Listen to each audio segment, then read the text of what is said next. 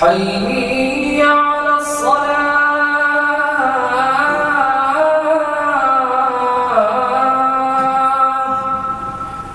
حي على الصلاة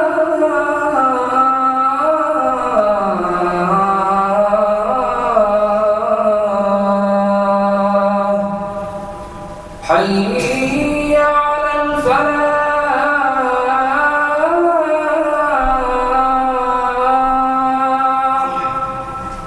حي على الفلاح.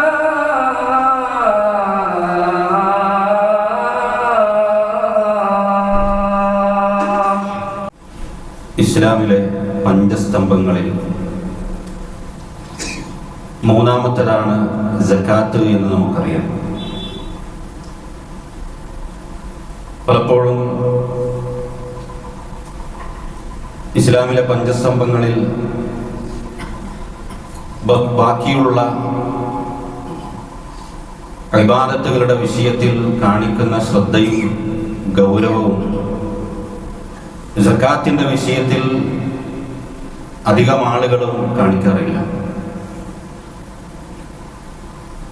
ഇസ്ലാമിക പഞ്ചസ്തംഭങ്ങളിൽ ഷഹാദത്ത് കലിമ കഴിഞ്ഞാൽ പിന്നെ ഏറ്റവും ശ്രേഷ്ഠമായ ഇബാദത്തുകളിൽ, ശരീരം കൊണ്ട് നിർവഹിക്കുന്ന ഇബാദത്തുകളിൽ ഏറ്റവും ശ്രേഷ്ഠമായ കർമ്മമാണ് നമസ്കാരം. അതാണ് ഇസ്ലാമിലെ തൂണുകളിൽ രണ്ടാമത്തെ തൂണ്. അത് കഴിഞ്ഞാൽ ഒരു വ്യക്തി തന്റെ സമ്പത്ത് കൊണ്ട് നിർവഹിക്കുന്ന ഇബാദത്തുകളിൽ ഏറ്റവും ശ്രേഷ്ഠകരമായ ഇബാദത്താണ് സകാത്ത് എന്ന് പറയുന്നത്. വിശുദ്ധ ഖുർആനിൽ 30-ലധികം തവണ അല്ലാഹു സുബ്ഹാനഹു വ തആല സകാത്തിനെ കുറിച്ച് പരാമർശിച്ചു. അതിൽ 27 തവണയും നമസ്കാരത്തോടൊപ്പം ചേർത്തുകൊണ്ടാണ് അല്ലാഹു സുബ്ഹാനഹു വ തആല സകാത്തിനെ പരിചയപ്പെടുത്തിയിട്ടുള്ളത്, സകാത്ത് നിർവഹിക്കാൻ വിശ്വാസികളോട് ആവശ്യപ്പെട്ടിട്ടുള്ളത്. മഹാനായ ഇബ്നു അബ്ബാസ് റളിയല്ലാഹു തആല അൻഹു പറയുകയാണ്, വിശുദ്ധ ഖുർആനിലെ ആയത്തുകളിൽ പരസ്പരം ചേർത്തു പറഞ്ഞ 3 കാര്യങ്ങളുണ്ട്. അതിലൊന്നാണ് നോമ്പും സകാത്തും എന്ന് പറയുന്നത്. അതിലൊന്നു മാത്രം നിർവഹിച്ചത് കൊണ്ട് ഒരാൾക്ക് പരലോകത്ത് വിജയിക്കാൻ സാധ്യമല്ല, അവനത് ഉപകാരപ്പെടുകയില്ല. രണ്ടും നിർവഹിച്ചാലേ അവനത് ഉപകാരപ്പെടുകയുള്ളൂ എന്ന് ഇബ്നു അബ്ബാസ് റളിയല്ലാഹു തആല അൻഹു പറയുകയാണ്. അതിൽപ്പെട്ടതാണ് നോമ്പും നമസ്കാരവും എന്നുള്ളത്. അതിലൂടെ തന്നെ സകാത്തിന്റെ പ്രാധാന്യം എത്രമാത്രം ഉണ്ട് എന്ന് നമുക്കറിയാൻ സാധിക്കും. സകാത്ത് കൊടുക്കുന്നത് നിർബന്ധമാണ് എന്നതിനെ നിഷേധിക്കുന്ന ഒരു മനുഷ്യനെ സംബന്ധിച്ചിടത്തോളം അവൻ ഇസ്ലാമിൽ നിന്ന് പുറത്താണ് എന്ന വിഷയത്തിൽ പണ്ഡിതന്മാർക്കിടയിൽ അഭിപ്രായ വ്യത്യാസമില്ല. സകാത്ത് കൊടുക്കുന്നതിനെ തടയുന്ന വ്യക്തിയോട് അബൂബക്കർ സിദ്ദീഖ് റളിയല്ലാഹു തആല അൻഹു അദ്ദേഹത്തിന്റെ ഭരണകാലഘട്ടത്തിൽ യുദ്ധം പ്രഖ്യാപിച്ചിട്ടുണ്ട്. അപ്പൊ അത്രത്തോളം സുപ്രധാനമായ ഒരു വിശ്വാസി വളരെ ഗൗരവത്തോടു കൂടി തന്നെ നോക്കിക്കാണേണ്ട ഒരു വിഷയമാണ് സകാത്ത് എന്ന് പറയുന്നത്.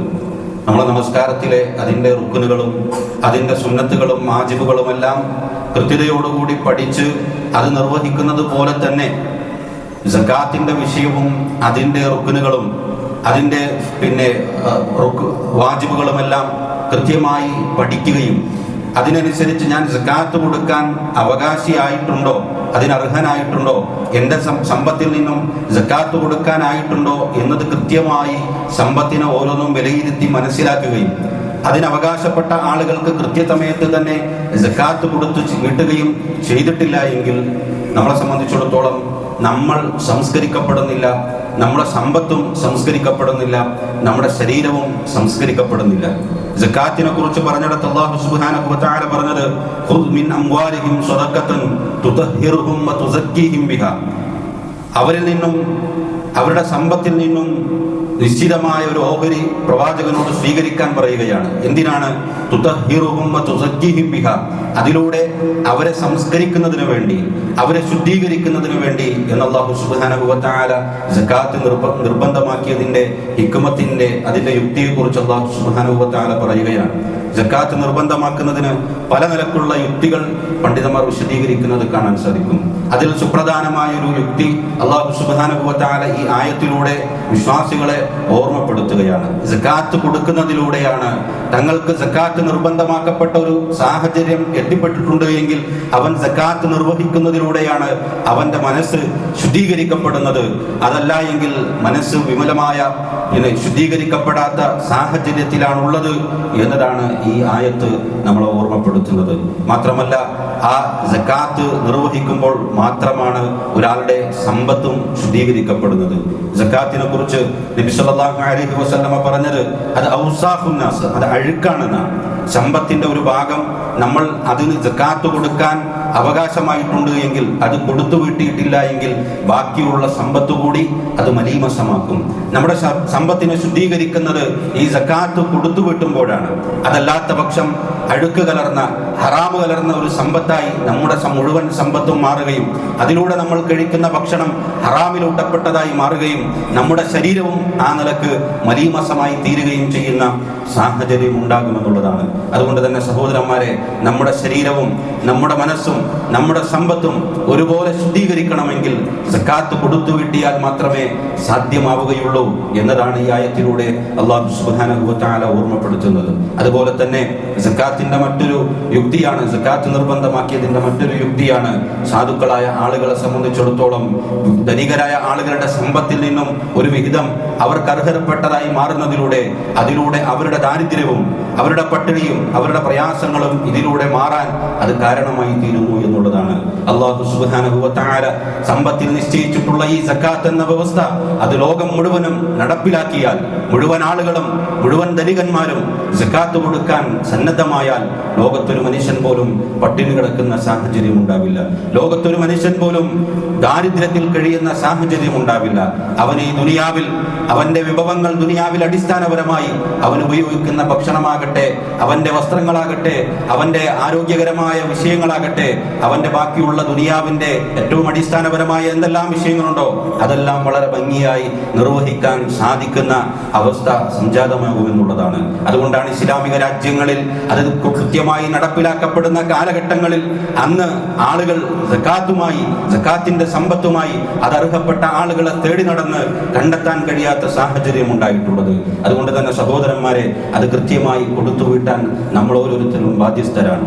മറ്റുള്ള ഇബാദത്തുകളെ സംബന്ധിച്ചിടത്തോളം സ്വതന്ത്രരായ ആളുകൾ അവർ പ്രായപൂർത്തിയും ബുദ്ധിയും എത്തിയതിനു ശേഷമാണ് നമസ്കാരമാകട്ടെ, അതുപോലെ തന്നെ നോമ്പാകട്ടെ, ഹജ്ജാകട്ടെ, ഇത്തരം കർമ്മങ്ങൾ, ഇബാദത്തുകൾ, അർക്കാനുൽ ഇസ്ലാമിലെ ബാക്കിയുള്ള റുക്നുകൾ അവനിൽ നിർബന്ധമായി തീരുന്നത്. അതേസമയം സക്കാത്തിനെ സംബന്ധിച്ചിടത്തോളം സ്വതന്ത്രരായ എല്ലാ മനുഷ്യരുടെ മേലും, അത് ആണാകട്ടെ, പെണ്ണാകട്ടെ, വയോവൃദ്ധരാകട്ടെ, കുട്ടികളാകട്ടെ, അത് ബുദ്ധിയുള്ളവരാകട്ടെ, ബുദ്ധിയില്ലാത്തവരാകട്ടെ, യതീമുകളാകട്ടെ, എല്ലാവരുടെ മേലും അത് നിർബന്ധമാണ്. യതീമുകളെ സംബന്ധിച്ചിടത്തോളം, കുട്ടികളെ സംബന്ധിച്ചിടത്തോളം അവരുടെ സമ്പത്ത് ആരാണോ കൈകാര്യം ചെയ്യുന്നത് അവരുടെ മേൽ അത് കൊടുത്തുവിട്ടൽ ബാധ്യതയുണ്ട്. അതുപോലെ തന്നെ ബുദ്ധിയില്ലാത്ത ഭ്രാന്തന്മാരായ ആളുകളെ സംബന്ധിച്ചിടത്തോളം അവരുടെ രക്ഷാധികാരികളായി ആരാണോ നിലകൊള്ളുന്നത് അവരുടെ മേൽ അത് കൊടുത്തുവിട്ടൽ ബാധ്യതയുണ്ട്. അതുപോലെ തന്നെ അത് കൊടുത്തുവിട്ടാൻ ഇസ്ലാമിനെ സംബന്ധിച്ചിടത്തോളം എല്ലാ സമ്പന്നന്മാരിൽ നിന്നും അവർ അധ്വാനിച്ചുണ്ടാക്കിയ വലിയൊരു സമ്പത്ത് അവരിൽ നിന്ന് പിടിച്ചെടുക്കുകയല്ല ചെയ്യുന്നത്, മറിച്ച് അവരിൽ നിന്നും വളരെ ചെറിയൊരു ഓഹരി മാത്രമാണ് പിടിച്ചെടുക്കുന്നത്. ഒരാളുടെ കറൻസിയോ അല്ലെങ്കിൽ സ്വർണമോ വെള്ളിയോ കച്ചവട ചരക്കുകളോ ഒക്കെയാണെങ്കിൽ അതിന്റെ 2.5%, 100-ൽ 2.5% മാത്രമാണ് സക്കാത്തായി പിടിച്ചെടുക്കുന്നത്. മാത്രമല്ല, ആ സക്കാത്ത് തന്നെ ഒരാൾക്ക് സക്കാത്ത് കൊടുക്കാനുള്ള തോതെത്തിക്കഴിഞ്ഞാൽ, സക്കാത്ത് കൊടുക്കാനുള്ള തോതെത്തുന്നത് 595 ഗ്രാം വെള്ളിയുടെ മൂല്യം, അത്രയും പണം ഒരാളുടെ കയ്യിലുണ്ട് എങ്കിൽ, അല്ലെങ്കിൽ വെള്ളിയാകട്ടെ 595 ഗ്രാം ഒരാളുടെ കയ്യിലുണ്ട് എങ്കിൽ, സ്വർണമാകട്ടെ 85 ഗ്രാം സ്വർണം ഒരാളുടെ കയ്യിലുണ്ട് എങ്കിൽ അതിന്റെ 2.5% സക്കാത്ത് കൊടുക്കേണ്ടത്. അത് തന്നെയാകട്ടെ ഒരാളുടെ കയ്യിൽ എത്തപ്പെട്ട ആ നിമിഷം തന്നെ കൊടുക്കണമെന്നില്ല, എല്ലാ മാസവും കൊടുത്തുകൊണ്ടിരിക്കണമെന്നില്ല. അത് കയ്യിലെത്തി ഒരു കൊല്ലം പൂർണ്ണമായും അവന്റെ കയ്യിൽ അതുണ്ടെങ്കിൽ മാത്രമേ അവന് സക്കാത്ത് കൊടുക്കേണ്ടതുള്ളൂ. ഒരാളുടെ കയ്യിൽ സക്കാത്ത് കൊടുക്കേണ്ടതായ സമ്പത്ത് അവന്റെ കയ്യിൽ എത്തപ്പെട്ടാൽ അവൻ ഉടനടി സക്കാത്ത് കൊടുക്കേണ്ട ആവശ്യമില്ല, മറിച്ച് ഒരു കൊല്ലം പൂർണ്ണമായും അവന്റെ കയ്യിലുണ്ട് എങ്കിൽ മാത്രം, ആ തുക പൂർണ്ണമായും ഒരു കൊല്ലം അവന്റെ കയ്യിലുണ്ടെങ്കിൽ മാത്രമേ അവന് സക്കാത്ത് കൊടുക്കാൻ നിർബന്ധിതനായി തീരുന്നുള്ളൂ. അത്രത്തോളം ലളിതമായി ഒരാളെ സംബന്ധിച്ചിടത്തോളം, വലിയ സമ്പന്നനായ ഒരു വ്യക്തിയെ സംബന്ധിച്ചിടത്തോളം അവന്റെ സമ്പത്തിൽ നിന്നും ചെറിയൊരു വിഹിതം മാത്രമാണ് മറ്റുള്ളവർക്ക്, അതിനവകാശപ്പെട്ട ആളുകൾക്ക് വീതിച്ചു കൊടുക്കേണ്ടി വരുന്നത്. അത് തന്നെ അവനെ സംബന്ധിച്ചിടത്തോളം അള്ളാഹു പറഞ്ഞത് അത് അവന്റെ സ്വത്തല്ല. സക്കാത്തായി നമ്മൾ കൊടുത്തു വീട്ടേണ്ട നമ്മുടെ സ്വത്തിന്റെ, ആകെ സ്വത്തിന്റെ 100-ൽ 2.5% അത് നമ്മുടെ സ്വത്തല്ല. അല്ലാഹു സുബ്ഹാനഹു വ തആലയാണ് നമുക്ക് സമ്പത്ത് നൽകിയിട്ടുള്ളത്. നമ്മുടെ കയ്യിൽ എന്തെല്ലാം വിധത്തിലുള്ള സമ്പത്തുകളുണ്ട് എങ്കിലും അതെല്ലാം നമുക്ക് നൽകിയിട്ടുള്ളത് അല്ലാഹു സുബ്ഹാനഹു വ തആലയാണ്. ആ നൽകിയ കൂട്ടത്തിൽ നമ്മുടേതല്ലാത്ത ഒരു 2.5% സമ്പത്തും അല്ലാഹു നമ്മുടെ കൈകളിൽ ഏൽപ്പിച്ചിട്ട് നമ്മളോട് ആവശ്യപ്പെട്ടതാണ് അതിനവകാശപ്പെട്ട അർഹരായ ആളുകളുടെ കയ്യിൽ നമ്മൾ എത്തിക്കണം. അതല്ലാത്ത പക്ഷം നമുക്ക് നൽകിയിട്ടുള്ള മുഴുവൻ സമ്പത്തും മലിനമായ രൂപത്തിൽ നമ്മൾ ഉപയോഗിക്കുന്നവരായി തീരും എന്നല്ലാഹു നമ്മളെ ഓർമ്മപ്പെടുത്തിയിട്ടുണ്ട്. അതുകൊണ്ട് തന്നെ സഹോദരന്മാരെ, ആ നിലക്ക് നമ്മുടെ അവകാശത്തിലുമല്ലാതെ, നമ്മൾക്ക് അർഹപ്പെട്ടതല്ലാത്ത, മറ്റുള്ള ആളുകൾക്ക് അർഹപ്പെട്ട ആ സമ്പത്ത് നമ്മൾ നിർബന്ധമായും നമ്മൾ കൊടുത്തു വിട്ടേണ്ടതുണ്ട്. അതല്ലാത്ത പക്ഷം നമ്മളുടെ സമ്പത്തിന്റെ കൂട്ടത്തിൽ നമ്മളത് അവശേഷിപ്പിക്കുന്ന പക്ഷം, അത് നമ്മുടെ ദുനിയാവിന്റെ ആവശ്യങ്ങൾ നിർവഹിക്കാൻ വേണ്ടി നമ്മളത് മാറ്റിവെക്കുന്ന പക്ഷം, സഹോദരന്മാരെ, അതുകൊണ്ട് നമുക്ക് നേട്ടമല്ല ഉണ്ടാകുന്നത് എന്ന് അള്ളാഹു ഓർമ്മപ്പെടുത്തുകയാണ്. വലാ യഹ്സബന്നല്ലദീന യബ്ഖലൂന ബിമാ ആതാഹുമുല്ലാഹു മിൻ ഫദ്ലിഹി ഹുവ ഖൈറൻ ലഹും ബൽ ഹുവ ശർറുൻ ലഹും. അല്ലാഹു സുബ്ഹാനഹു വ തആല അവന്റെ അനുഗ്രഹത്തിന്റെ ഭാഗമായി അവൻ നൽകിയിട്ടുള്ള സമ്പത്ത്, അതിൽ പിശുക്ക് കാണിക്കുന്ന, അതിൽ നിന്നും അവകാശികളായ ആളുകൾക്ക് കൊടുത്തു വിട്ടാതെ അത് പിടിച്ചു വെച്ച് പിശുക്ക് കാണിക്കുന്ന ആളുകൾ, അവർ മനസ്സിലാക്കേണ്ടത് ഒരിക്കലും അവർക്കത് ഖൈറല്ല, നന്മയല്ല, മറിച്ച് അവർക്കത് ശർറാണ് എന്നാണ് അല്ലാഹു സുബ്ഹാനഹു വ തആല ഓർമ്മപ്പെടുത്തുന്നത്. ദുനിയാവിലും അത് ശർറാണ്, പിന്നെ മഹ്ശറിലും അത് ശർറാണ്, പരലോകത്തും അത് ശർറാണ് എന്ന് അല്ലാഹു സുബ്ഹാനഹു വ തആല ഓർമ്മപ്പെടുത്തുകയാണ്. അതുകൊണ്ട് സഹോദരന്മാരെ, ആ നിലക്ക് നമ്മുടെ സമ്പത്തിൽ നിന്നും സക്കാത്ത് കൊടുക്കാൻ നമ്മൾ അവകാശികളായിട്ടുണ്ടോ, അതിന് അർഹരായി പിന്നെ കൊടുക്കേണ്ട സമയമായിട്ടുണ്ടോ എന്നത് നമ്മൾ പരിശോധിക്കേണ്ടതുണ്ട്. പലപ്പോഴും കൊടുക്കണമെന്ന് ആഗ്രഹമുണ്ടാകും. പല ആളുകളും അവരുടെ സക്കാത്തിന്റെ തുക എത്തിയിട്ടും കൊടുക്കേണ്ട അവകാശികളായിട്ടും പലപ്പോഴും അതിനെക്കുറിച്ച് അശ്രദ്ധരായി മുന്നോട്ട് പോകുന്ന സാഹചര്യമുണ്ട്. അതിൽ ശ്രദ്ധിക്കാതെ, അല്ലെങ്കിൽ ഞാൻ സക്കാത്ത് കൊടുക്കാനായിട്ടുണ്ടോ, എൻ്റെ സമ്പത്ത് ആ ഒരു തുക എത്തിയിട്ടുണ്ടോ എന്നൊന്നും പലപ്പോഴും നമ്മൾ നോക്കാറില്ല. ബാക്കിയുള്ള ഇബാദത്തുകളുടെ വിഷയത്തിൽ, നോമ്പാകട്ടെ, റമദാൻ മാസം കടന്നു വരുമ്പോൾ പലപ്പോഴും നോമ്പിന് നേരത്തെ തന്നെ അതിനുവേണ്ടി ഒരുങ്ങാറുണ്ട്. അതുപോലെ തന്നെ ആ കൊടുത്തു വീട്ടുന്ന വിഷയത്തിൽ, അത് പിടിച്ചു വീട്ടുന്ന വിഷയത്തിൽ ശ്രദ്ധ പുലർത്താറുണ്ട്. നമസ്കാരത്തിന്റെ വിഷയത്തിലും ശ്രദ്ധ പുലർത്താറുണ്ട്. പക്ഷേ സക്കാത്തിന് ഞാൻ അർഹനായിട്ടുണ്ടോ എന്നത് നമ്മൾ പലപ്പോഴും അന്വേഷിക്കാറില്ല. എന്താണ് അതിന്റെ ഗൗരവം? അതിനെക്കുറിച്ച് വിശുദ്ധ ഖുർആനിലും ഹദീസുകളുമൊക്കെ സക്കാത്ത് കൊടുത്തു വിട്ടാത്തവന് നൽകപ്പെടുന്ന ശിക്ഷകളെ കുറിച്ച് പഠിച്ചാൽ, സഹോദരന്മാരെ, നമ്മൾ അതിന് കൊടുത്തു വിട്ടാതിരിക്കാൻ നമുക്ക് സാധ്യമല്ല എന്നുള്ളതാണ്. അല്ലാഹു സുബ്ഹാനഹു വ തആല സൂറത്ത് തൗബയിലെ 34-ാമത്തെ ആയത്തിലൂടെ വിശ്വാസികളെ വിളിച്ചുകൊണ്ട് ഓർമ്മപ്പെടുത്തിയത്, വല്ലദീന യക്നിസൂന അദ്ദഹബ വൽ ഫിദ്ദ വലാ യൻഫിഖൂനഹാ ഫീ സബീലില്ലാഹ് ഫസ്ബശ്ശിർഹും ബിഅദാബിൻ അലീം. സ്വർണവും വെള്ളിയും ശേഖരിച്ചു വെക്കുകയും അത് അല്ലാഹുവിന്റെ മാർഗത്തിൽ ചെലവഴിക്കാതിരിക്കുകയും ചെയ്യുന്ന ആളുകൾ ഫബശ്ശിർഹും ബിഅദാബിൻ അലീം, വേദനാജനകമായ ഒരു ശിക്ഷയെ പറ്റി അല്ലാഹുവിനെ അവർക്ക് താക്കീത് നൽകുക, അവർക്ക് സന്തോഷ വാർത്ത അറിയിച്ചു കൊള്ളുക എന്ന് അല്ലാഹു സുബ്ഹാനഹു വ തആല ഓർമ്മപ്പെടുത്തുകയാണ്. തൊട്ടടുത്ത ആയത്തിൽ അല്ലാഹു സുബ്ഹാനഹു വ തആല പരലോകത്ത് മഹ്ശറിൽ അവർക്ക് നൽകുന്ന ശിക്ഷയുടെ ഒരു ഭാഗത്തെക്കുറിച്ച് അല്ലാഹു വിശദീകരിക്കുകയാണ്.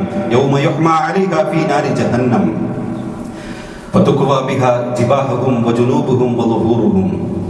ആ ദിവസം മഹ്ശറിന്റെ വേദിയിൽ അവർ ഒരുക്കി വെച്ചിരുന്ന, അവർ സ്വരുക്കൂട്ടി വെച്ചിരുന്ന, അവർ ശേഖരിച്ചു വെച്ചിരുന്ന ആ സ്വർണവും വെള്ളിയുമെല്ലാം അല്ലാഹു സുബ്ഹാനഹു വ തആല നരകത്തിലിട്ട് കത്തിച്ച് പഴുപ്പിച്ച് അതിനെ അവരുടെ മുതുകുകളിലും അവരുടെ നെറ്റിയിലും അവരുടെ ഇരുപാർശ്വങ്ങളിലുമായി ചൂടുവെക്കുമെന്നുള്ളതാണ്. എന്നിട്ട് അല്ലാഹു സുബ്ഹാനഹു അവരോട് പറയപ്പെടും, ഹാദാ മാ കുൻതും കനസ്തും ലിഅൻഫുസികും ഫദൂഖൂ മാ കുൻതും തക്നിസൂൻ. ഇത് നിങ്ങൾക്ക് വേണ്ടി ശേഖരിച്ചു വെച്ചതാകുന്നു, അതുകൊണ്ട് നിങ്ങൾ ഇത് ആസ്വദിച്ചു കൊള്ളുക എന്ന് അവരോട് പറയപ്പെടുമെന്നുള്ളതാണ്. സഹോദരന്മാരെ, നമ്മൾ ശേഖരിച്ചു വെച്ച സ്വർണവും വെള്ളിയുമെല്ലാം നമുക്ക് വേണ്ടി നമ്മൾ മാറ്റിവെച്ചതാണ് എന്ന് അള്ളാഹു ഓർമ്മപ്പെടുത്തുമെന്നുള്ളതാണ്. നമുക്ക് വേണ്ടി പരലോകത്ത് അത് നരകത്തിയിലിട്ട് കത്തിച്ച് ചൂടാക്കി അതിനെ പഴുപ്പിച്ച് നമ്മുടെ പാർശ്വങ്ങളിലും നമ്മുടെ മുതുകുകളിലും നമ്മുടെ നെറ്റിയിലും അതുകൊണ്ട് ചൂടുവെക്കപ്പെടാൻ വേണ്ടി നമ്മൾ തന്നെ നമുക്ക് വേണ്ടി മാറ്റിവെച്ചതാണ് എന്ന് അല്ലാഹു സുബ്ഹാനഹു വ തആല ഓർമ്മപ്പെടുത്തുകയാണ്. അതുകൊണ്ട് തന്നെ സഹോദരന്മാരെ, നാളെ പരലോകത്ത് മഹ്ശറിന്റെ വേദിയിൽ തന്നെ അതിന്റെ ശിക്ഷ ആരംഭിക്കുമെന്നുള്ളതാണ്. മറ്റൊരായത്തിൽ മറ്റൊരിടത്ത് നബി സല്ലല്ലാഹു അലൈഹി വസല്ലം പറയുന്നത് കാണാൻ സാധിക്കും. പരലോകത്ത് സ്വർണവും വെള്ളിയും നിക്ഷേപമാക്കി വെച്ച് അതിന്റെ സക്കാത്ത് കൊടുത്തു വീട്ടാത്ത മനുഷ്യന്മാർ നാളെ പരലോകത്തെത്തുന്ന സമയത്ത് മഹ്ശറിന്റെ വേദിയിൽ തന്നെ വിചാരണ തുടങ്ങുന്നതിന് മുമ്പ് തന്നെ അവരുടെ കഴുത്തിൽ അവർ ശേഖരിച്ചു വെച്ചിട്ടുള്ള സ്വർണവും വെള്ളിയും അതൊരു കൂറ്റൻ വിഷമുള്ള സർപ്പമായി മാറുകയും അവരുടെ കഴുത്തിൽ ചാർത്തപ്പെടുകയും ചെയ്യും. ആ സർപ്പം അവരുടെ ചെവികളിലായി ആഞ്ഞു കൊത്തിക്കൊണ്ടിരിക്കും. എന്നിട്ട് അവരോട് പറയും, ഞാൻ നിന്റെ സമ്പത്താകുന്നു, ഞാൻ നിന്റെ നിധിയാകുന്നു, നീ സക്കാത്ത് കൊടുക്കാതെ നീ നിക്ഷേപമാക്കി മാറ്റിവെച്ച നിന്റെ നിധിയാകുന്നു എന്ന് ആ സർപ്പം ആഞ്ഞു കൊത്തിക്കുന്നതിനിടെ നമ്മളോട് പറഞ്ഞുകൊണ്ടിരിക്കുമെന്നുള്ളതാണ്. സഹോദരന്മാരെ, മഹ്ശറിന്റെ വേദിയിൽ തന്നെ ശിക്ഷ ആരംഭിക്കുകയാണ്. മാത്രമല്ല നബി സല്ലല്ലാഹു അലൈഹി വസല്ലം പറയുകയാണ്, അന്ന് സക്കാത്ത് കൊടുക്കാത്ത മനുഷ്യരുടെ സ്വർണവും വെള്ളിയുമെല്ലാം അന്ന് നരകത്തിൽ കത്തിച്ച് അത് പ്രത്യേകമായി അടിച്ചു പരത്തപ്പെട്ട് അവന്റെ മുതുകിലും പാർശ്വങ്ങളിലും അവന്റെ നെറ്റിയിലുമെല്ലാം ചൂടുവെക്കുന്ന അവസ്ഥയുണ്ടാകും. അത് മഹ്ശറിൽ 50,000 കൊല്ലത്തിന്റെ ദൈർഘ്യമുള്ള ആ മഹ്ശറിന്റെ തുടക്കം മുതൽ അവസാനം വരെ അവൻ നരകത്തിലാണോ സ്വർഗത്തിലാണോ വിധിക്കപ്പെടുന്നത് എന്ന തീരുമാനിക്കപ്പെടുന്നത് വരെ ആ ശിക്ഷ അവൻ തുടർന്നുകൊണ്ടേ ഇരിക്കുമെന്നുള്ളതാണ്. സ്വഹാബാക്കൾ ചോദിച്ചു, പ്രവാചകരെ, ആടുമാട് ഒട്ടകങ്ങളാണ് സക്കാത്ത് കൊടുക്കാത്തവനെങ്കിലോ? ഒട്ടകങ്ങൾ ഉണ്ടായിട്ട് അതിന് സക്കാത്ത് കൊടുക്കാൻ അർഹനായിട്ട് അതിന്റെ സക്കാത്ത് കൊടുക്കാത്തവനുള്ള ശിക്ഷ എന്താണ്? നബി സല്ലല്ലാഹു അലൈഹി വസല്ലം പറഞ്ഞു, അവർക്ക് പ്രത്യേകമായ ഒരു സ്ഥലം തയ്യാറാക്കപ്പെടും, അവരവിടേക്ക് കൊണ്ടുവരും. അവർ സക്കാത്ത് കൊടുക്കാത്ത ഒട്ടകങ്ങളെ അവിടെ കൊണ്ടുവരികയും ആ ഒട്ടകങ്ങളുടെ വായുകൾ കൊണ്ട് അവനെ കടിക്കുകയും അതിന്റെ കാലുകൾ കൊണ്ട് അവനെ തൊഴിക്കുകയും ചെയ്തുകൊണ്ടേയിരിക്കും. ഇത് 50,000 വർഷത്തിന്റെ ദൈർഘ്യമുള്ള ആ പരലോകത്ത് തുടർന്നുകൊണ്ടേയിരിക്കും. അവൻ സ്വർഗത്തിലാണോ നരകത്തിലാണോ എന്ന് വിധിക്കപ്പെടുന്നത് വരെ ഈ ശിക്ഷ ആവർത്തിച്ചുകൊണ്ടേയിരിക്കും എന്നുള്ളതാണ്. സ്വഹാബാക്കൾ ചോദിച്ചു, പ്രവാചകരെ, മാടുകളും പശുക്കളുമാണ് സക്കാത്ത് കൊടുക്കാത്തവനെങ്കിലോ? നബി സല്ലല്ലാഹു അലൈഹി വസല്ലം പറഞ്ഞു, അവർക്ക് തയ്യാറാക്കപ്പെട്ട ആ സ്ഥലത്ത് ആ മാടുകളും അതുപോലെ തന്നെ ആടുകളും കൊണ്ടുവരപ്പെടും. അതിന്റെ കൂർത്ത കൊമ്പുകൾ കൊണ്ട് ഈ മനുഷ്യരെ കുത്തിക്കൊണ്ടിരിക്കും. അതുപോലെ തന്നെ അതിന്റെ കുളമ്പുകൾ കൊണ്ട് ഈ മനുഷ്യനെ ചവിട്ടിക്കൊണ്ടിരിക്കും. അത് 50,000 വർഷം ദൈർഘ്യമുള്ള ആ പരലോകത്ത് ആവർത്തിച്ചുകൊണ്ടേ ഇരിക്കുമെന്ന് നബി സല്ലല്ലാഹു അലൈഹി വസല്ലം ഓർമ്മപ്പെടുത്തുകയാണ്. അതുകൊണ്ട് തന്നെ സഹോദരന്മാരെ, സക്കാത്ത് കൊടുക്കാതെ നമ്മൾ മാറ്റിവെച്ച് ദുനിയാവിന്റെ ആവശ്യങ്ങൾക്ക് വേണ്ടി മാറ്റിവെച്ച ആ സമ്പത്ത് പരലോകത്ത് നമുക്ക് ശിക്ഷയായി കൊണ്ട് മാറുന്ന സാഹചര്യം ഉണ്ടാകും. അതുകൊണ്ട് നമ്മൾ മാറ്റിവെക്കുന്ന സമ്പത്ത് നമുക്ക് വേണ്ടി സമ്പത്തല്ല മാറ്റിവെക്കുന്നത്, മറിച്ച് നമുക്ക് വേണ്ടിയുള്ള ശിക്ഷയാണ്. നരകത്തീയിൽ ചുട്ടുപഴിപ്പിക്കപ്പെടുന്ന തീയാണ് എന്ന് നമ്മൾ മനസ്സിലാക്കേണ്ടതുണ്ട്. ഒട്ടകങ്ങളും ആടുമാടുകളും മാറ്റിവെക്കുന്ന ആളുകൾ മനസ്സിലാക്കേണ്ടത് ദുനിയാവിന് ഉപകാരപ്പെടുന്ന ഒന്നല്ല നമ്മൾ മാറ്റിവെക്കുന്നത്, മറിച്ച് പരലോകത്ത് നമ്മളെ കുത്താൻ വേണ്ടി, ആഞ്ഞുകുത്താനും നമ്മുടെ മുതുകിലും പിരടിയിലും ഒക്കെ ചവിട്ടാൻ വേണ്ടി നമ്മൾ മാറ്റിവെക്കുന്ന ആടുമാടുകളാണ്, ഒട്ടകങ്ങളാണിത് എന്ന് നമ്മൾ തിരിച്ചറിയേണ്ടതുണ്ട്. അതുകൊണ്ട് സഹോദരന്മാരെ, സക്കാത്ത് കൊടുക്കാൻ നമ്മൾ അവകാശിയായിട്ടുണ്ടോ, അതിന് നമ്മൾ സമയമായിട്ടുണ്ടോ എന്നുള്ളത് നമ്മൾ ഓരോരുത്തരും കൃത്യമായി വിലയിരുത്തേണ്ടതുണ്ട്. അതോടൊപ്പം തന്നെ നമ്മൾ മനസ്സിലാക്കേണ്ട മറ്റൊരു കാര്യം, പലപ്പോഴും സക്കാത്ത് കൊടുക്കുക എന്ന് പറഞ്ഞാൽ നമ്മുടെ വീടുകളിൽ എന്തെങ്കിലുമൊക്കെ ആവശ്യങ്ങളുമായി മുന്നോട്ട് വരുന്ന ആളുകൾ, അത് റമദാനിലോ മറ്റുമൊക്കെ വീടുകളിൽ പണവും ചോദിച്ചു വരുന്ന ആളുകളുടെ കയ്യിൽ എന്തെങ്കിലുമൊക്കെ കൊടുത്തു വിട്ടലാണ് സക്കാത്ത് എന്നാണ് പല ആളുകളും ധരിച്ചു വെച്ചിട്ടുള്ളത്. സഹോദരന്മാരെ, നിശ്ചിതമായ ഒരു ആ ഓഹരി തന്നെ സക്കാത്ത് പൂർണ്ണമായും കൊടുത്താലേ നമുക്ക് നമ്മുടെ അവകാശങ്ങൾ പൂർണ്ണമായും അവിടെ വീട്ടപ്പെടുന്നുള്ളൂ. മാത്രമല്ല, അത് കൊടുക്കേണ്ടത് ആർക്കാണ് എന്ന് അല്ലാഹു സുബ്ഹാനഹു വ തആല വിശുദ്ധ ഖുർആനിൽ കൃത്യമായി ഓർമ്മപ്പെടുത്തി. 8 വിഭാഗം ആളുകൾക്കാണ് നമ്മൾ സക്കാത്ത് കൊടുത്തു വിട്ടേണ്ടത്. ഒന്നാമത്തേത് മിസ്കീനാണ്, ഫക്കീറാണ്. ഫക്കീർ എന്ന് പറഞ്ഞാൽ ഒരാൾക്ക് തങ്ങളുടെ സാധാരണഗതിയിൽ ജീവിക്കാനുള്ള ചെലവ്, ആ ചെലവിന്റെ ചെലവ് നടത്താൻ അവന് വരുമാനമുള്ളത് ആ ചെലവിന്റെ പകുതിയിൽ താഴെ മാത്രമാണ്. ഒരു 10,000 രൂപ ഒരു മാസം ചിലവിന് വേണ്ട ഒരു മനുഷ്യൻ, സാധാരണഗതിയിൽ ഭക്ഷണം കഴിക്കാനും വസ്ത്രം ധരിക്കാനും ചികിത്സയ്ക്കും പഠനത്തിനുമൊക്കെ അടിസ്ഥാന സൗകര്യങ്ങൾക്ക് ചിലവിന് വേണ്ട ഒരു മനുഷ്യൻ, അവന് 5,000-ൽ താഴെ മാത്രം വരുമാനമുള്ളവനാണെങ്കിൽ അവനാണ് ഫക്കീർ. അവനാണ് ബാക്കിയുള്ള ആളുകളെ സംബന്ധിച്ചിടത്തോളം മുന്തിപ്പിക്കേണ്ടത്. രണ്ടാമത്തെ വ്യക്തി മിസ്കീനാണ്. മിസ്കീൻ എന്ന് പറഞ്ഞാൽ അവനെ സംബന്ധിച്ചിടത്തോളം ഈ ദരിദ്രനെ പോലെ, ഫക്കീറിനെ പോലെ പകുതിയിൽ താഴെ വരുമാനമുള്ളവനല്ല, മറിച്ച് അതിനു മുകളിൽ വരുമാനമുണ്ട്. പക്ഷേ അവൻ്റെ ചെലവിന് പൂർണ്ണമായും ആ വരുമാനം കൊണ്ട്, ആ സമ്പത്ത് കൊണ്ട് അവൻ്റെ ചെലവിന് പൂർണ്ണമായും അതിന് സാധിക്കുകയില്ല. അവൻ അത്യാവശ്യം വരുമാനമുണ്ട് എങ്കിലും ആ വരുമാനം കൊണ്ട് അവൻ്റെ ചെലവ് പൂർണ്ണമായും നടത്തപ്പെടാൻ സാധിക്കുകയില്ലാത്തവനാണ് മിസ്കീൻ എന്ന് പറയും. അവനും സക്കാത്തിന് അർഹനാണ്. മൂന്നാമത്തത്, ഇസ്ലാമുമായി ഹൃദയം ഇണക്കപ്പെട്ട ആളുകൾ. അവരെ സംബന്ധിച്ചിടത്തോളം ഇസ്ലാമിലേക്ക് പുതുതായി കടന്നു വരികയും ഇസ്ലാമിലേക്ക് പ്രവേശിച്ചത് കൊണ്ട് തന്നെ സാമ്പത്തികമായ പ്രതിസന്ധികൾ, കുടുംബത്തിലും മറ്റുമൊക്കെ പ്രയാസം അനുഭവിക്കുന്ന ആളുകൾ, അവരെ സംബന്ധിച്ചിടത്തോളം അവർക്കും സക്കാത്തിന്റെ തുകയിൽ നിന്നും നൽകുക എന്നുള്ളത്. അതിൽ 2-3 വിഭാഗം ആളുകളെ പണ്ഡിതന്മാർ വിശദീകരിക്കുന്നത് കാണാൻ സാധിക്കും.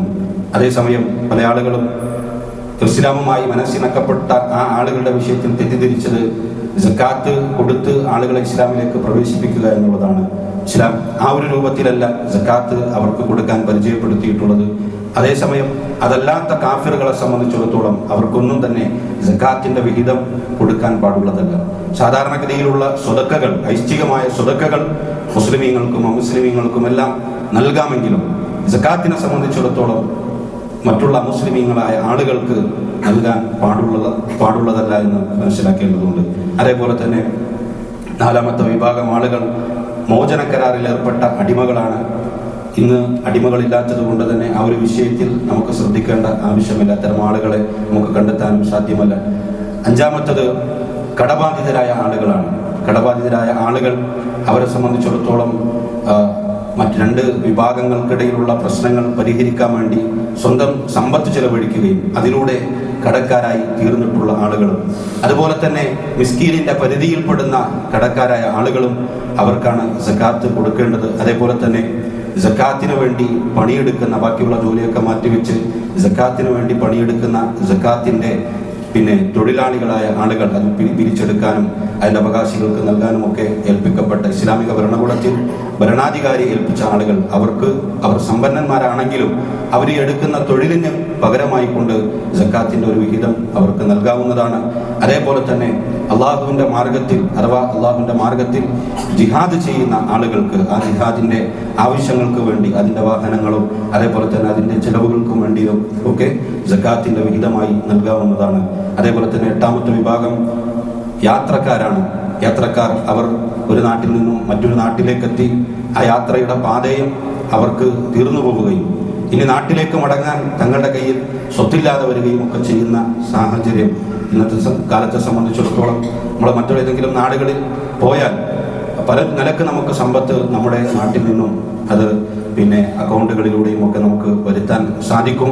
അതല്ലാത്ത സന്ദർഭങ്ങളിൽ ചിലപ്പോൾ നമ്മുടെ പേഴ്സോ മൊബൈലും ഒക്കെ നഷ്ടപ്പെട്ടു പോകുകയും നാട്ടിലേക്ക് എത്താൻ സമ്പത്തില്ലാതെ വരികയും ചെയ്യുന്ന സാഹചര്യത്തിൽ അവൻ നാട്ടിൽ ധനികനാണെങ്കിൽ പോലും അവന് നാട്ടിലെത്താവുന്നത് വരെയുള്ള അവൻ്റെ മുഴുവൻ യാത്രാ ചെലവും ഭക്ഷണ ചെലവും എല്ലാം സക്കാത്തിന്റെ വിഹിതമായി നമുക്ക് നൽകാവുന്നതാണ്. ഈ സക്കാത്തിന്റെ 8 അവകാശികളിൽ അത് കൊടുക്കുന്നതിൽ തന്നെ കൂടുതൽ മുന്തിപ്പിക്കേണ്ടതും കൂടുതൽ ഉത്തമമായിട്ടുള്ളതും കുടുംബക്കാരിൽപ്പെട്ട ആളുകളെയാണ്. പലപ്പോഴും പല ആളുകളും കുടുംബത്തിൽ അർഹരായ ആളുകൾ ഉണ്ടായിട്ടും അവരെ തിരിഞ്ഞു നോക്കാതെ മറ്റുള്ള ആളുകളിലേക്ക് സക്കാത്തിന്റെ വിഹിതം കൊടുത്തു വിട്ടുന്ന ആളുകളുണ്ട്. നബി സല്ലല്ലാഹു അലൈഹി വസല്ലം പറഞ്ഞത്, കുടുംബക്കാർക്ക് അവകാശികളായ ആളുകൾക്ക് സക്കാത്ത് കൊടുക്കുക എന്നുള്ളത് അതിൽ സ്വതക്കയുടെ കൂലിയുമുണ്ട്, കുടുംബബന്ധം ചേർക്കുന്നതിന്റെ കൂലിയും ഉണ്ട് എന്നുള്ളതാണ്. ആ കുടുംബബന്ധത്തിൽ കൊടുക്കേണ്ടത് തങ്ങളുടെ ചിലവിന് കീഴിൽ ഇല്ലാത്ത ആളുകൾക്കാണ്. തങ്ങളുടെ മാതാപിതാക്കൾ, അതേപോലെ തന്നെ മക്കൾ, ഭാര്യ തുടങ്ങി തങ്ങളുടെ ചിലവിന് കീഴിലുള്ള ആളുകൾക്ക് സക്കാത്ത് കൊടുത്താൽ അത് വീട്ടപ്പെടുകയില്ല. അതല്ലാത്ത തങ്ങളുടെ ചിലവിന് കീഴിൽ ഇല്ലാത്ത ആളുകൾക്കാണ് സക്കാത്ത് കൊടുത്തു വിട്ടേണ്ടത്. ഇത്തരം കാര്യങ്ങൾ നമ്മൾ പ്രത്യേകം ശ്രദ്ധിക്കേണ്ടതുണ്ട്. അല്ലാഹു സുബ്ഹാനഹു വ തആല ആ നിലക്ക് കാര്യങ്ങൾ മനസ്സിലാക്കി അമൽ ചെയ്യാൻ നമുക്ക് തൗഫീഖ് നൽകി അനുഗ്രഹിക്കുമാറാകട്ടെ. സക്കാത്ത് കൊടുക്കുമ്പോൾ താൻ ഏതൊരു നാട്ടിലാണോ ഉള്ളത് ആ നാട്ടിലുള്ള ആളുകൾക്ക്, തൻ്റെ നാട്ടുകാരായ ആളുകൾക്ക് സക്കാത്ത് കൊടുക്കലാണ് ഏറ്റവും ഉത്തമം. അതേസമയം മറ്റൊരു നാട്ടിൽ, ഈ നാട്ടിൽ ബന്ധുക്കളൊന്നുമില്ല, മറ്റൊരു നാട്ടിലാണ് തൻ്റെ അടുത്ത ബന്ധുക്കളുള്ളത്, അവർ ഈ സക്കാത്തിന് അവകാശികളാണ്. അങ്ങനെയുള്ള പ്രത്യേകമായ കാരണങ്ങളുണ്ട് എങ്കിൽ മറ്റുള്ള നാടുകളിലേക്ക് നമ്മുടെ സക്കാത്തിന്റെ വിഹിതം കൊടുത്തയക്കാവുന്നതാണ്. അതല്ലാത്ത പക്ഷം നമ്മുടെ നാടുകളിൽ അത് കൊടുത്തുവിട്ടലാണ് ഏറ്റവും ഉത്തമമായിട്ടുള്ളത്. അത് തന്നെ നമ്മൾ തന്നെ അത്തരം ആളുകളെ കണ്ടെത്തി അവർക്ക് കൊടുത്തുവിട്ടാനാണ് നമ്മൾ ശ്രദ്ധിക്കേണ്ടത്.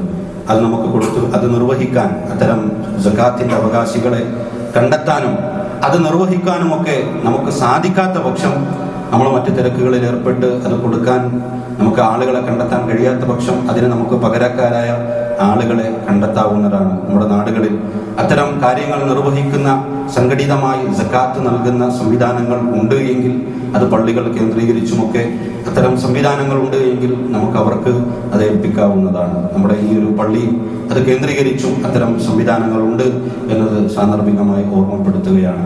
അതുതന്നെ അത് വാങ്ങുന്ന ആളുകൾ പകരക്കാരനായി, ഒരാൾക്ക് സകാത്ത് കൊടുത്തു വിട്ടുന്നതിന് പകരക്കാരനായി അത് ഏറ്റെടുക്കുന്ന ആ ഒരു ഉത്തരവാദിത്വവും അമാനത്തും ഏറ്റെടുക്കുന്ന ആളുകളെ സംബന്ധിച്ചിടത്തോളം അത് കൃത്യസമയത്ത് തന്നെ വളരെ വേഗത്തിൽ തന്നെ കൊടുത്തു വീട്ടാൻ വേണ്ടി ശ്രദ്ധിക്കേണ്ടതുണ്ട്. പലപ്പോഴും മറ്റുള്ള ആളുകളിൽ നിന്നും സകാത്ത് കൊടുത്തു വീട്ടാൻ വേണ്ടി പണം വാങ്ങി അത് പിന്നെ കാലങ്ങളോളം കൊണ്ടു നടന്ന് അതിൻ്റെ അവകാശികളെ കണ്ടെത്താതെ, അവകാശികൾ മുമ്പിലെത്തിയിട്ടും അവർക്കൊന്നും കൊടുത്തു വീട്ടാതെ വൈകിപ്പിക്കുന്ന ആളുകൾ അവർ അമാനത്തിൽ വീഴ്ച വരുത്തുകയാണ് ചെയ്യുന്നത്. നബി സല്ലല്ലാഹു അലൈഹി വസല്ലം ഒരിക്കൽ അസ്ർ നമസ്കാരം കഴിഞ്ഞ് വളരെ വേഗത്തിൽ വീട്ടിലേക്ക് പോയി. അപ്പോൾ സ്വഹാബാക്കള് അതിശയപ്പെട്ടു. പ്രവാചക നമസ്കാരം കഴിഞ്ഞ ഉടനെ തന്നെ സ്വഹാബാക്കളെ പിന്നെ രണ്ട് ഭാഗത്തേക്ക് മാറ്റി വളരെ വേഗത്തിലേക്ക് വീട്ടിലേക്ക് പോയി. സ്വഹാബാക്കൾ അത് കാര്യം അന്വേഷിച്ചപ്പോൾ നബി സല്ലല്ലാഹു അലൈഹി വസല്ലം പറഞ്ഞു, സ്വതക്കയുടെ ഒരു മുതൽ, ജനങ്ങൾക്ക് വീതിച്ചു കൊടുക്കേണ്ട ഒരു മുതൽ വീട്ടിലുണ്ടായിരുന്നു, അത് വേഗത്തിൽ തന്നെ കൊടുത്തു വീട്ടാൻ വേണ്ടി കൽപ്പിക്കാൻ വേണ്ടി പോയതാണ് എന്ന് നബി സല്ലല്ലാഹു അലൈഹി വസല്ലം ഓർമ്മപ്പെടുത്തിയിട്ടുണ്ട്. അതുകൊണ്ട് തന്നെ സകാത്തിന്റെ മുതൽ അത് വളരെ വേഗത്തിൽ തന്നെ കൊടുത്തു വിട്ടേണ്ട സമയമെത്തിക്കഴിഞ്ഞാൽ നമ്മൾ കൊടുത്തു വിട്ടുക, മറ്റൊരാളെ ഏൽപ്പിച്ചിട്ടുണ്ട് എങ്കിൽ അത് ഏറ്റെടുത്ത വക്കീലന്മാർ അതും കൃത്യസമയത്ത് തന്നെ നിർവഹിക്കാൻ വേണ്ടി പ്രത്യേകമായി ശ്രദ്ധിക്കേണ്ടതുണ്ട്.